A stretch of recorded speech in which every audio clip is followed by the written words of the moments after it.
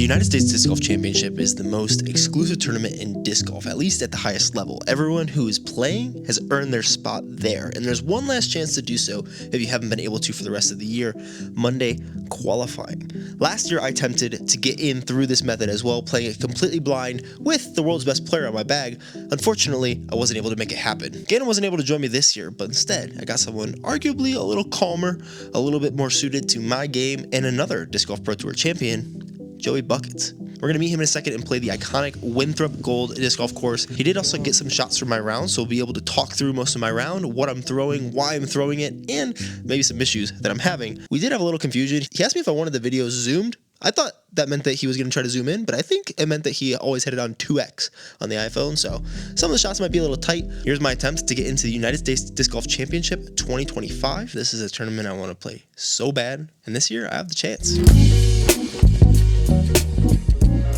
Just finished warming up.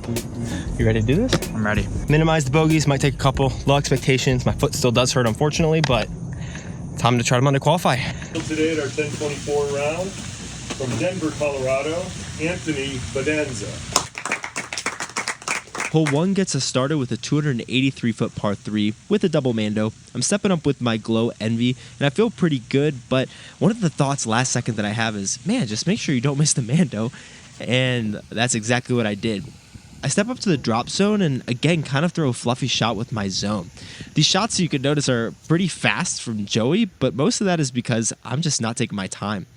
Joey, after those shots, really reminded me, hey, don't forget to aim, which is something that you'd never think that you don't do, but I realized even up to that putt, I hadn't aimed at all.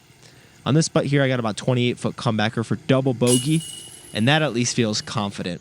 Like I mentioned in the intro, my foot wasn't feeling too good, and if you watch this versus some of the other videos that I posted, you'll be able to notice some differences in my front plant foot because I did roll that ankle and kind of hurt a muscle in it. But at this point during the round, it really wasn't feeling bad. I did throw it straight into the ground, and I think the adrenaline was masking some of the pain that I had had. However, 2 over on Winthrop through 2 holes is not that bad. Monday qualifying, typically you need to shoot between 2 and 4 under par to get in, and there are definitely birdies out on this course. Hole 3, though, Joey advised me to just play for par. They added a new hazard in the middle that you could see just in front and to the right of me here, and so I'm just trying to pitch up down to the gap. You see another double mando deep through that gap, and that way it'll give me an easy forehand with my MD5 that I actually end up pushing a little too far straight. Luckily, I was pretty confident with my discs this year, especially compared to last year when I didn't even have time to practice with them since I just flew in to play this round. And even better than that, the putter is still feeling good. So I just need to put myself in the circle a couple times, give myself a couple putts, and I can get myself back to even or under par. But sitting at 2 over, hole 4's 300-foot par 3 with a mando that forces you down the gap.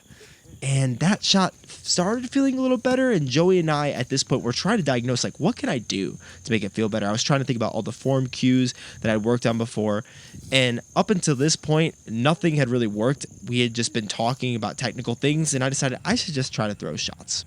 Unfortunately, it didn't really work there on that cap wrap, trying to throw through the cut, and I'm left with a super long putt, which I decided I should just give a half run. I'm putting decently. And it was exactly a half run. Leaves me outside the bullseye, so if there were stats that I was taking, I would get a C1X putt, so I'm padding those stats. But hole 5, finally another solid birdie opportunity. 1,025-foot par 5. The first shot is a forehand. The second shot you need to put into a landing zone that gives you an over-the-water shot to a basket that's right at the edge of a peninsula. A little scary. I end up throwing my Concrete Conqueror, and that is a really good stable driver here. We had a little bit of a right to left wind, and I put myself in a perfect spot. I was debating throwing right over everything, but since everything was coming out so low, I decided to throw down the middle. Good choice to throw a fairway instead of a mid-range. Since I am throwing low, I was able to push enough distance that I'm about 407 feet to the basket. I take my interval, a little bit of right to left, and this is one of the first decent feeling shots of the day, but it still barely crossed, and I started to realize I had a little bit of an issue of lack of power. But I'm gonna shoot 14 down for the rest of this. Make that putt. Get all the rest of them. Joey let me wear his glasses, so I was feeling a bit invincible, and then we didn't record it, but I laid up the putt and tapped in a par. So pars are good out here. I only need a couple birdies to start to get my round together. In hole 6, I was really excited to throw this shot. I felt like it was another birdie opportunity, 371 feet, flat to hyzer, and I just kept turfing it. One of the things that you might be able to notice if you are a little bit more of a form connoisseur is the way I typically throw, right or wrong, has me kind of catching my weight on my front foot and then pushing against it to give juice to the disc. I can't put any weight through that foot right now, and unfortunately I didn't really learn any compensation, so even on a shot like this, where up until the last second I feel like it's going to be good, it just has no pop. I don't get it flat. I actually missed the Mando there and ended up tapping in a bogey, which we missed the drop zone shot on.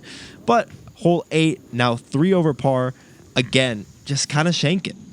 There is still enough time to put together a good round, and I'm trying to just pitch up and give myself an easy par, because one of the things at this point I talked about with Joey is even if I kind of have some stuff stacked against me, I haven't played this course very much, my foot isn't feeling very good, frankly I haven't been training very much, so it's a long shot for me to try to get in anyways. I want to make sure that I'm putting together a round that teaches me a lot. Because what ended up happening last year with Gannon is I had a good time, but I didn't end up learning as much as I could have from that round, because once I realized that it was out of reach for me to qualify, which is after hole 10, which this hole 9, again, realizing my lack of juice, it's 395 feet to carry or so, and I can't even get it over that. I'm just not throwing far enough right now, and so I pitch up my zone. But what I was saying, as I tap in another bogey and go to 5 over, is once I realized I couldn't get into the event, I kind of just gave up. I think I'd done that a lot before, a little bit of self-sabotage, because I wanted there to be a reason that I performed poorly. I wanted to be, I maybe could have done it, but I kind of gave up, and I wanted there to be a reason for how bad my score looked. This time, though, my whole goal was, even if I don't feel good, even if I'm not throwing how I want to practice being aggressive and then practice laying up. Very frustrated that the aggression isn't working out and that I just feel like I have no pop right now. But I want to make sure that I can use this as a learning experience and not give up. I don't want to give myself a reason that this round was bad. The round can just be bad if that's how it ends up being. So I talked to Joey and said the whole point of this is to learn. No matter what, whether I get it or not, that was the goal. So I can't give up. I'm going to continue trying my best. And unfortunately, my best there didn't really read the wind. So isn't my best in the moment. It felt like it. But I tap in another bogey. So 6 over par through 10 holes. And on hole 11, it's a pretty tricky par 4. They actually tightened up the OB this year to make it even trickier. 734 feet. And again, I'm throwing my interval, trying to throw it flat to flex a little bit to get it on this high side. That was one of the best feeling shots of the entire day so far. Finally. I said finally there because I finally felt like I had some pop. And I'm throwing forehand here with the Conqueror, trying to get it close. I don't give it the best rip, but this is another thing that I realized after the event, actually as I was watching this footage back, that I should have done, which was play mostly forehand. Because the bracing problem was on my right foot, and I kind of just told myself, I'll be able to play through it. I've never really had to play through injuries. I decided to just try to make it work instead of learning either how to cope and throw better with the injury on my right foot or throwing forehands, which I'm also pretty decent at, but haven't been trusting myself. Unfortunately, I didn't birdie that hole. I just missed the outside the circle putt, and I have a stiff headwind here on hole 12. Really tricky par 4, 901 feet. Surprisingly, I think my first birdie or one of my only birdies from the last round that I played last year.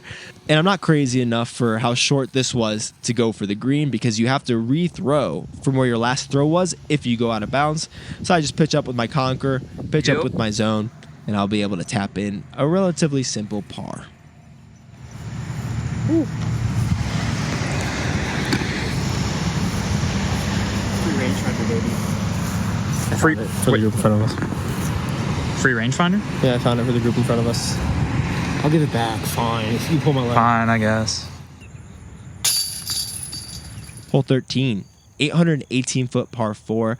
Kind of go over this mound so Joey's in a position to capture the turnover that I'm throwing here with my Conqueror. This round of Conqueror is a little bit straighter from your typical kind of PD2 12404 disc. Doesn't have an insane amount of glide, but more push than a normal Conqueror does, and it feels very good, and I'm able to put it in the perfect spot. I felt like finally I had a great opportunity, throw a hyzer flip with my Sphinx. It's about 400 feet, and again I just turf it. And all these thoughts that I've had to you about my foot came pretty much at the end of the round. During the round, it was just frustrating, and I really didn't diagnose why it was hurting because I almost didn't let my foot be a reason because I didn't want it to be a reason because it felt like an excuse even if it was real. However, that was just a pitch up for the par. And here, instead of taking the big wide hyzer, I decide finally to compensate and try to throw a little bit more of a flat to flex driven shot with my Dynasty. Shout out Clint Blitz Disc Golf. And I throw an absolute dime down the middle. There's hazard left. And I finally threw a good shot, and I'm really stoked. Left with this about 25-foot putt, and the putters felt good all day. Finally, time for the first birdie.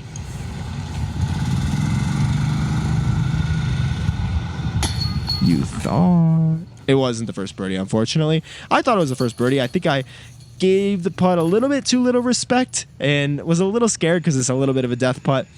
But hole 15 here is really the time that I super gave up during the last round, and I'm at a much worse score than I was in 2024.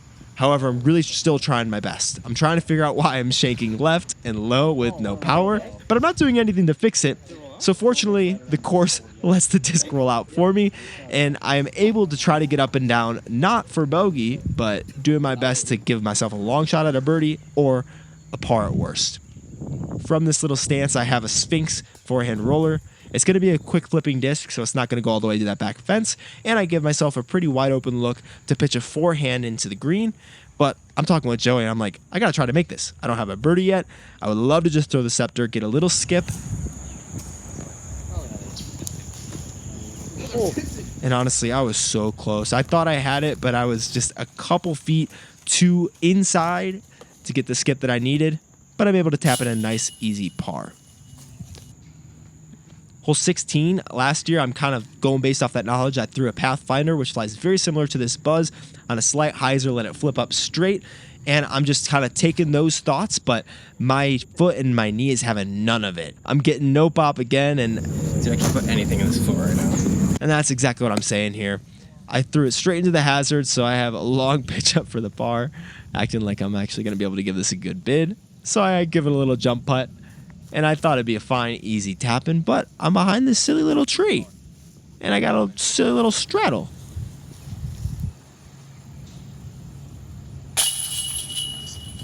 Luckily, I'm able to convert. Hole 17, iconic. If you don't make the island, you have to rethrow maybe a couple times, then you go to a shorter drop zone. I wish they just made you keep throwing. That'd be pretty sweet. I called ace run before I threw this shot. I really didn't want to tell you that, but I felt like it was fitting with the rest of the video and the integrity of my channel that I should tell you that that was supposed to be an ace run, but I'm left just outside the circle. I'm really just hunting for that first birdie, trying my best, and this just shows you kind of the stupidity that I had from this round of just the obliviousness of my foot. I'm sure you could see in that footage how awkward me trying to step over that foot was because the foot didn't want to take any of the pressure, and so it just goes straight under the cage. It's in the step dip. First stepper of the day, straight into the ground. Where else did I expect it to go? Everything's going into the ground today, Joey. What am I doing? Hole 18, just trying to get it to the drop zone. I'm asking Joey. I'm throwing my Conqueror because I finally realized, hey, forehands are coming out better than backhands. Let's throw that so I don't throw it into the water. And out of my hand, I thought I threw this exactly where I wanted to. Unfortunately, got a fast disc, just a little too spiky, and it rolls out of bounds. So a little bit of an unlucky roll. We were really counting on getting a birdie on 18 to try to get the first birdie of the round. And then I thought, hey, maybe I should throw standstill because maybe that feels better. It didn't feel a lot better. And I kind of shanked my Sphinx into this fence, and it didn't kick back in bounds. So I have a pitch up. If I'm able to get up and down from here, I think I get a double bogey. And my zone, once again from the standstill, just a little short, kind of like everything today. Still feeling to compensate, and it went out of bounds again.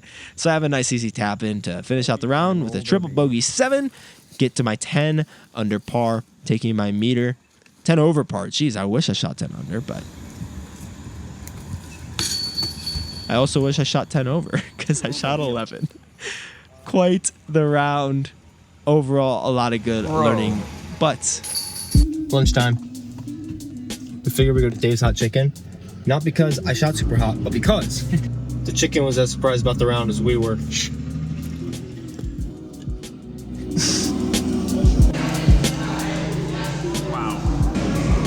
unfortunate result from my USDGC Monday qualifying attempt number 2, but they say third time's the charm. I will be back at it next year. Such a fun tournament, such a fun environment. Big shout out to Joey for caddying for me. I did learn a lot from this round. I learned, unfortunately, that if you have an injury, don't just assume it's not going to show up, especially if you're feeling it before the round that you're comment on it, and that you kind of wiggle your foot during your prep video that I shot trying to do Gannon's routine. A little bit of silliness that I had there, but I'm trying new things and I'm learning, and I didn't have any expectations genuinely. I could have shot worse in this round. I could have got into the tournament and I could have shot the round that I did, and all of them would have been within what I expected because I genuinely just wanted to go try my best.